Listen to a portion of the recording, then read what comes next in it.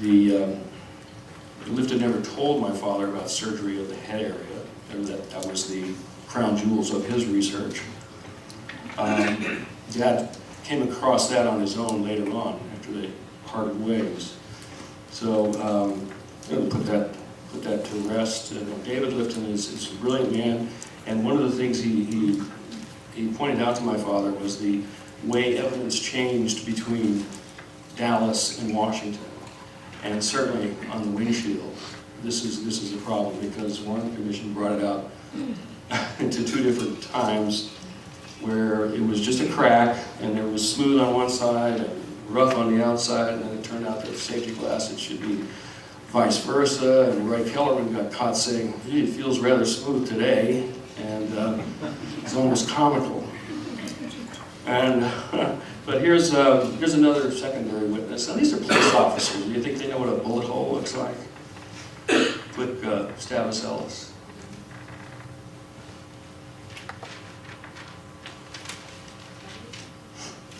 Did you get a look at the car though, once it got to the hospital?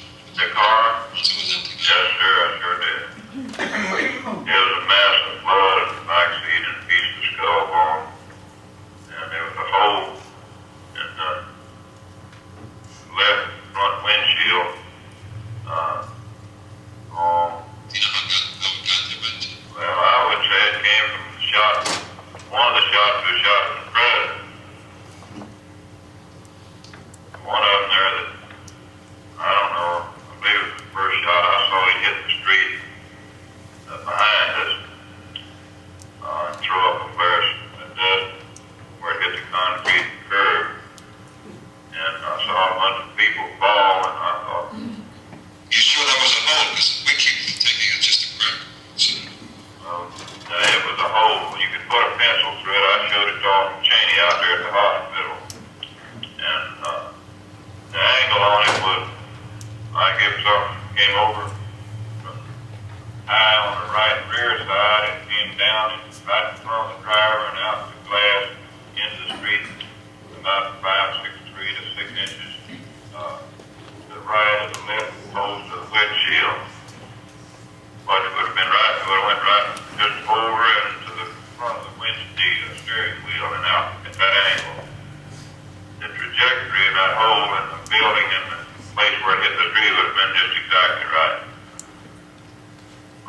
I showed it to Cheney at the hospital. You could take a regular standard writing pencil, wood pencil, and stick through there about that size. And I think there's where that first one went. He said, "Some Secret Service agent up. That's no bullet hole. That's a fragment. It wasn't a damn fragment. It's a hole." Yeah. Also in that same interview, Ellis says that the back of Parkland Hospital was being run like a police state by the Secret Service. They were cussing out little boys with cameras and busting them open and throwing the film away. Next slide. The whole book can be boiled down to this wonderful graphic. My father's a great graphic artist and a photographer and an award-winning advertising art director. One of the ads that he did that won an award in the LA Times was an ad for Spangen Sportswear, in which the head of Nikita Khrushchev was placed on the body of a wrestler in Spangen Sportswear. It was very eye-catching. There he is, Nikita Khrushchev, and he got away with it. Khrushchev never sued him. But I'll never forget that. But then when my father, his first research into this case started out with the Oswald backyard photos. Some of you might have seen that. Eventually Jack White carried forward with the whole thing. It was my father who did the original research into that. My father looked at that shot of Oswald on the cover of Life and said, "Golly, someone else knows how to do what I know how to do." Yeah. So this is the whole thing that boils down. It's very simplistic theory that the evidence was all seen first by the Secret Service. They had control of it, all of it, except for the rifle and the 3 shells, which, according to my dad's theory, were just props that were planted there. And I'm going to go on now to something that I discovered personally in the past few years. Some of you may be aware of a document posted on the ARRB Medical Files site at History Matters.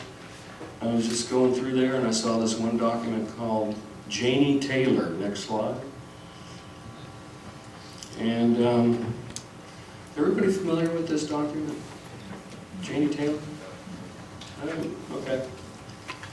Well, in about 1995, someone at the ARRB, David Montague, interviewed a woman who worked across the street from Bethesda in the marine biological lab, and was told by a black gentleman named Clarence Israel about an episode that he had never told anybody else, including his wife and family, because he'd been threatened by a guard, ergo Roy Kellerman, in the autopsy room at the time to not say anything, but he wanted to put it on the record before he died.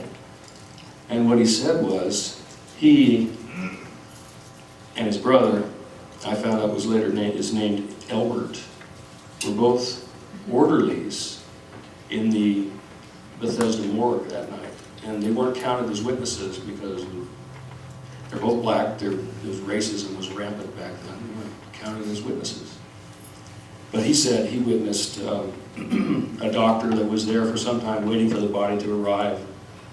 And then all the other doctors and witnesses were ushered out of the room. And he watched this doctor chisel away at Kennedy's head and mutilate 3 puncture wounds in the president's head, mutilated.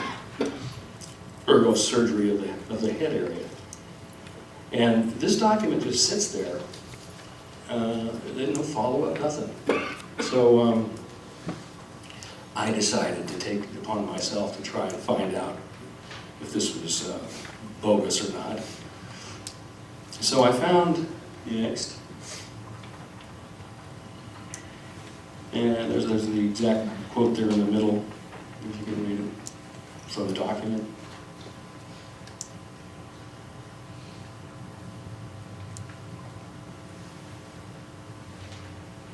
Next slide. It wasn't too hard to find out who Clarence and Elbert Israel were. They were noted baseball players in the, quote, Negro League back then.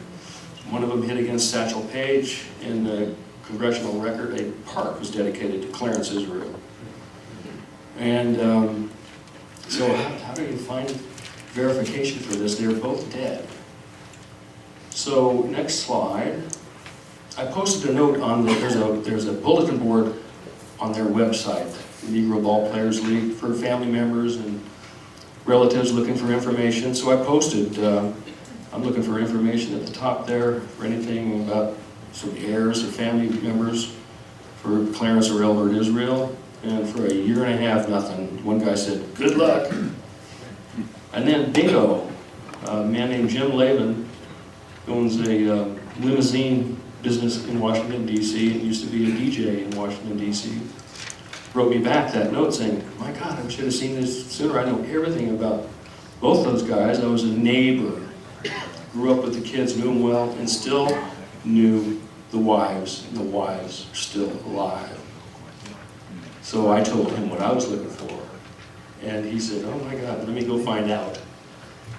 And he did. He went and found and talked with Frances Israel, who is the wife of the widow of Elbert Israel, and is in a assisted living home in Washington, D.C. And she verified with him that yes, indeed, they were both working that night, and quote, that is the moment, from that moment on, that is when Elbert started drinking. And that's my story about that. And but Jim's available if you want to get a hold of him to verify all this. SegwayJim at msn.com. And yeah, he was friends with the family, and so apparently there appears to be some sort of truth to the matter that they were indeed there, whether or not he was lying or not. we'll never know. But there is some verification for that. And oh, you want to hold on? Next slide. My father, I told you, he's an artist, and this is the last painting he did. This is what he viewed, how he viewed the episode that night, of the mutilation of the wounds, and how sad it was for Albert and Clarence to watch it going on and not be able to say anything. And that was his last painting, my dad's last painting before he lost, he's not doing too well, although his mind is still here. Very, very sharp. It's hard for him to paint now. And then next slide, Frances Israel sent me a picture of her and Albert about 1963. And that's my presentation.